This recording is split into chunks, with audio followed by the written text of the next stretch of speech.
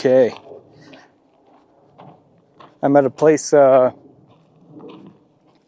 Cactus Park on Highway 141, close to Grand Junction, Colorado. It's on the way to Gateway, Colorado, and some other places out here. I want to do a video on just all the off-road modifications I've done so far on this car. And let's see.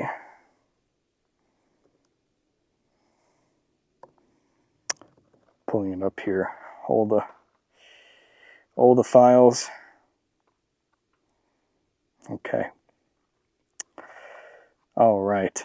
So I got this car in August 2023. I have put about $17,500 in just parts. And then labor combined, I've just looked at my credit card statements at the places I've got my car serviced for off-road parts at least. There's this Route 42 in Mason, Ohio, which did a majority of the work. And then I'm sorry if I seem a little out of breath. I think I'm getting used to the elevation a little bit here. It's about 5,000, 5,500, 6,000 feet here. And I noticed it's making me a little under the weather. Maybe I have weak genetics, I'm not sure. But sorry if I seem a little out of breath. Let's see here. So one of the first things that I ever got was, so I got CRD Pro rims, which were about $989. That was the first thing I got. And they just sat in my house for a long time before I got the wheels and everything that came with it. But let's go down the list here. Let's see. So skid plates, about $930, full underbody skid plates. Now, one of the issues I had with the skid plates, and I'll show you here in just a little bit. Let me actually pull it out of the trunk. So with the KDSS car, there are parts, you know, that actuate and do the whole KDSS thing. And I noticed with the skid plates, it was bumping against the skid plates, so there was fresh rub on there. So let me show you.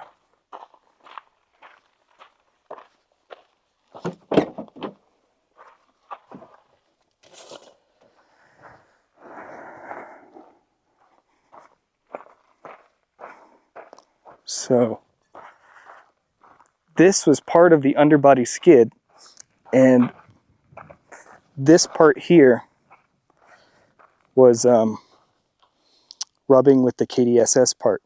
So this was discovered about 2 weeks ago. Actually, sorry, last week, when I took it to Barney Brothers Off-Road here in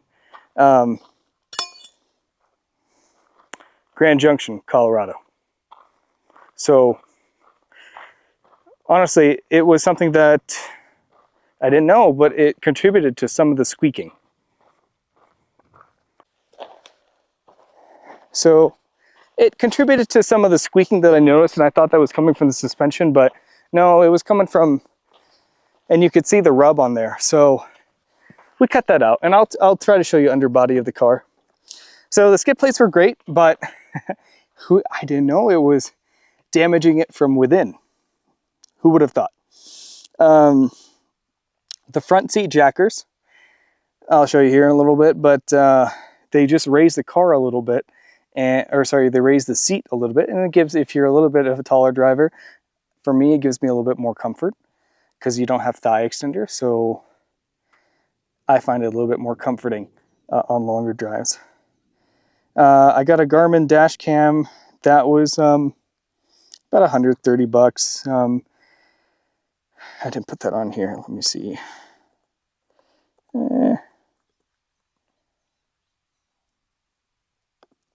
Let's see. That's just important just to have. I just think it's a good safety feature to have.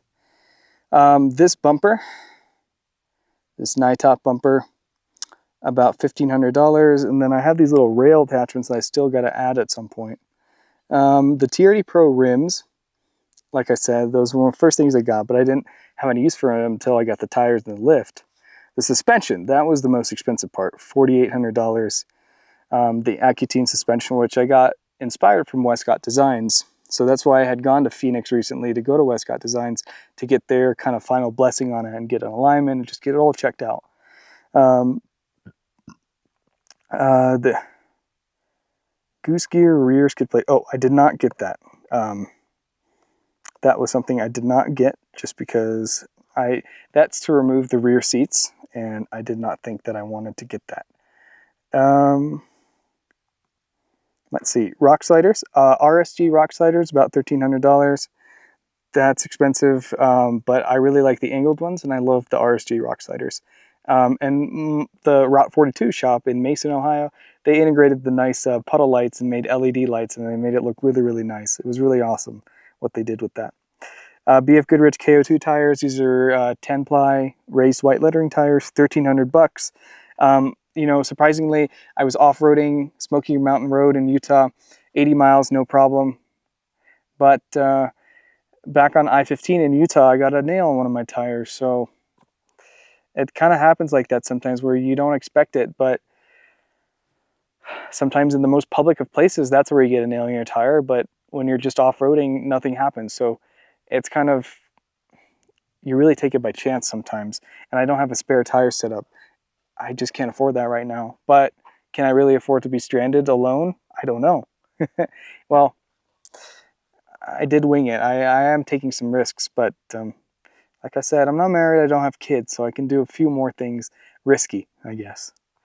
Oh, labor to install lift. Let me remove that because I have it in here. RSG rock sliders. Oh, was that 1400? Okay, sorry. Deleted that. Okay. Skid plate extension. So that was to, when you put this bumper on, it exposed the radiator a little bit. So Nitop has this skid plate extension that protects the radiator. So nothing can puncture it or anything like that.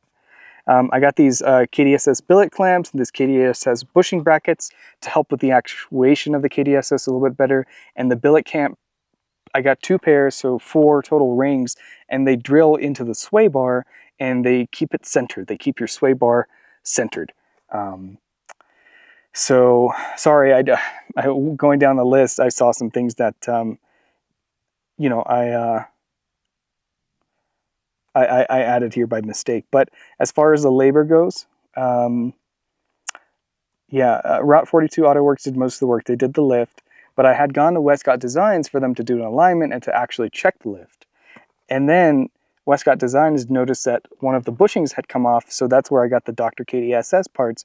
And when I got to Grand Junction, Colorado on May 31st, I went to Barney Brothers on Monday, June 4th, and they had to do an alignment again. I don't know what happened, but well, and then I went there and they installed the billet clamps, but they didn't do it correctly the first time because I contacted the person who manufactured them. He said, no, you got to drill it in there. So I went back and they were really nice and they drilled it back and they didn't charge me anything more because they, you know, they did it correctly this time. But I really appreciate their integrity and their honesty. So Barney Brothers Off-Road and Westcott Designs and Route 42 in Ohio, which isn't necessarily an off-road dedicated shop, but it's amazing how everything just came together. And coming out west, where you have these more specialized off-road shops, definitely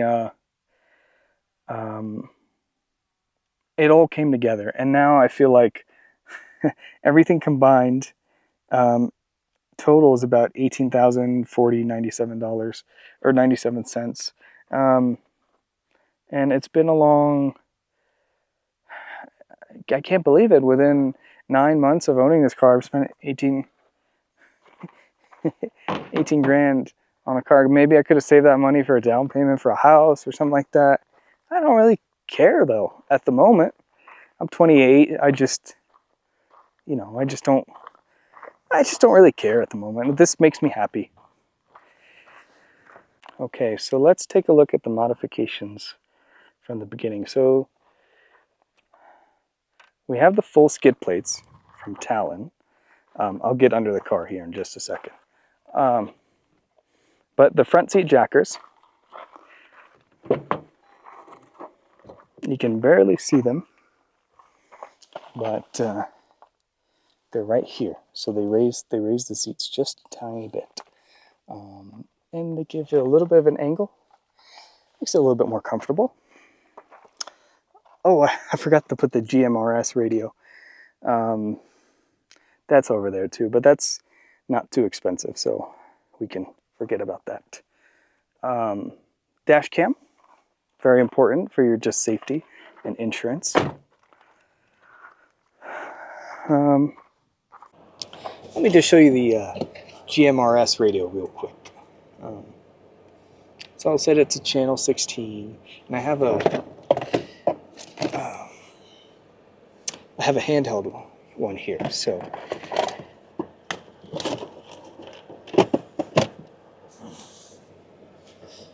okay, let me set this here, and then let me go walk away a little bit real quick, and then you'll see how it works. Hello, hello. Hello, hello, hello. Can you hear me? Hopefully you can hear that. Hello. This GMRS radio is connected in through just the power source of the car. I haven't really used it yet, but I'm looking for an opportunity. You know, it's when you get your homies with you. That's when you can really use it. So here's the NITOP bumper. There is a rail that comes on here that you can add additional like lights and things like that. And these D-ring hooks, I think I lost one of them, or maybe somebody stole it. I'm not sure. But but yeah, the bumper looks really cool. The only problem was that we had to add the skid plate extension to protect the radiator further. But I think it looks cool, and it adds a little bit of an aggressive like look to it, especially with the Raptor lights, so to say. Yeah, I just think it adds a kind of a nice little touch, and yeah, it just has a really aggressive like stance to the car. Looks mean. It looks tough. It's like it's ready to go off-road. The KDSS bushing brackets, so they help compensate for the KDSS a lot better than what is stock. So this comes from Dr. KDSS. And you can see those blue billet clamps, so they're actually drilled into the sway bar a little bit. And there's another ring on the other side. So there's a lot of structural support on this to compensate for the KDSS lift. So here's all the suspension and the lift, and I even got rust prevention on this car too. So that's pretty dang cool. I noticed there's squeaking and things like that, so you know, I wanted to figure out where the squeaking was coming from, and in these ball joints here, you have to you know, put some oil or grease or lube in here. So I don't know if it's focusing. Yeah, up here. Sorry, I didn't know why it wasn't focusing, but you got to put some lube and stuff up in here. So here you can see the front radiator skid plate from NITOP. So that's separate from the Talons skid plates that you see kind of all underneath the car here. So this one from NITOP, so that one just helps protect the radiator. The rest are just the normal skid plates. It's kind of crazy how beefy everything is all underneath. I don't know. It looks pretty substantial. It looks pretty cool. I think it just looks tough. Here are the RSG rock sliders. I made sure to get the angled ones. I don't know. I like the look of the angled ones, and I think they give you a little bit more ground clearance. So I definitely like those. We integrated the tail lights, or sorry, not the tail lights, the puddle lights into those, so they look a little bit more cleaner. And it looks actually kind of fancy, to be honest. The KO2 tires and the TRD Pro rims, I think they look really nice with the white exterior. The raised white lettering goes away really, really quick. Especially when you get a bunch of dirt and stuff on it. So I'm always going to have perpetual just dirt on my car. So you don't really have too much of an issue here, but I do have rust prevention on my car. It only cost me about 160 bucks. So they drill a little hole in your car and they spray it with some oil, film, and things like that. I made a video on it. You don't really have an issue out here with it, right? Because it's so dry and there's no humidity out here. But just a good preventative maintenance thing that I decided to do on my car. It's getting a little hot here, so I may drink a little Powerade here in a second. Oh, okay. So I went back in my car for a little bit, turned on the AC, just chilling in the back seat. It says it's 92 degrees outside, I think. It's a dry heat, so there's no humidity, but I don't know if humidity, I don't know what's worse.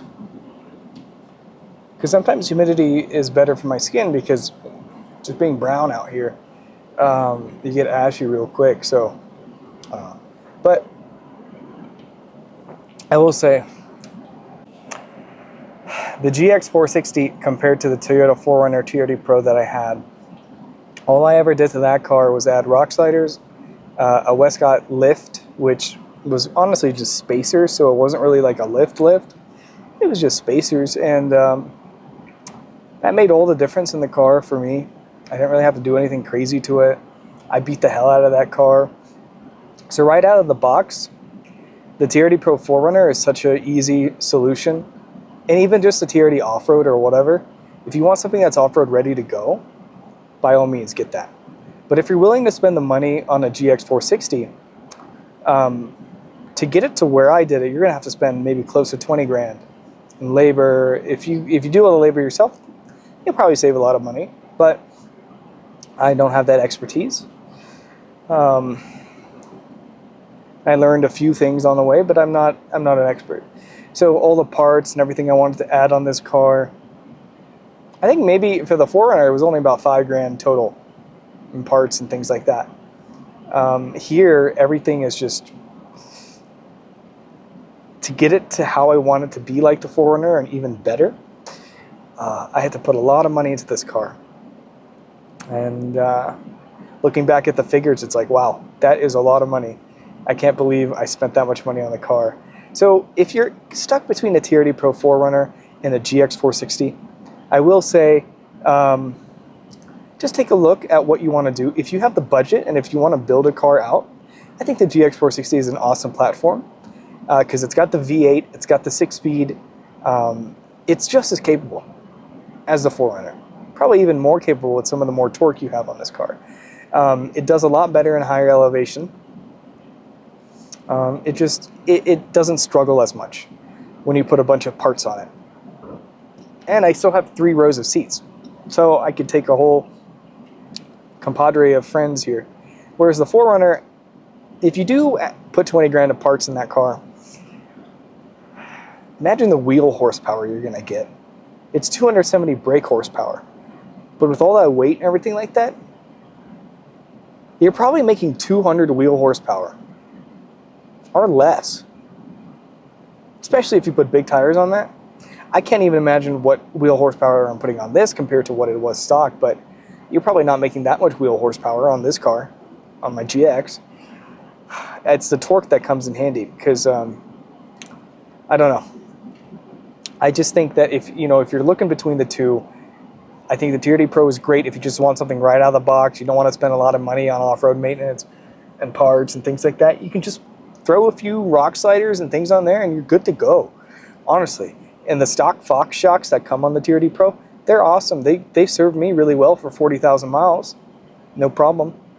This car, when I do add lifts on it, there are things that squeak, there's things that I need to figure out, there's hidden things that come up with the KDSS. So there's a lot of hidden things that without my expertise, I don't know. So that's why going to these off-road shops, they really helped just kind of pinpoint certain things that I was ignorant about. So yeah, you can't really go wrong with either, but I'm happy I made this choice. I think I'm going to stop spending money on the car for now. I say that, but who knows? There's nothing. I don't want to get a roof rack. I don't have any use for it. I do need to get a spare tire set up at some point, but I don't know. I'll see how I can do that at some point. It's going to be expensive, but I don't really want to do that as of right now. I don't know. I'll be fine. I'll be fine. Inshallah. Yeah, I don't know. I'm just happy with the car so far. A lot of money went into it. And I think whatever you guys choose, I think you guys would be happier with a naturally aspirated car versus these new twin turbos or turbo 4s that are coming out. I just don't think the torque compared to the power, the ratio, whatever. I think you got more torque and less horsepower and all these things. And I just feel like naturally aspirated will just last longer in the long term. You don't have these issues with bearings, blah, blah, blah, blah, blah, whatever. It's just a nice car that works, and you don't have to worry about it. But yeah, thank you guys for watching. Thank you guys for so much for just being like part of this channel throughout. I just kind of post as I wish. And I appreciate you very much for kind of being along the journey. And I'm not an expert YouTuber, so I'm sorry if I don't have all the graphics and all the cute little musics and things like that. I'm just trying my best out here to just kind of share my perspectives and my thoughts.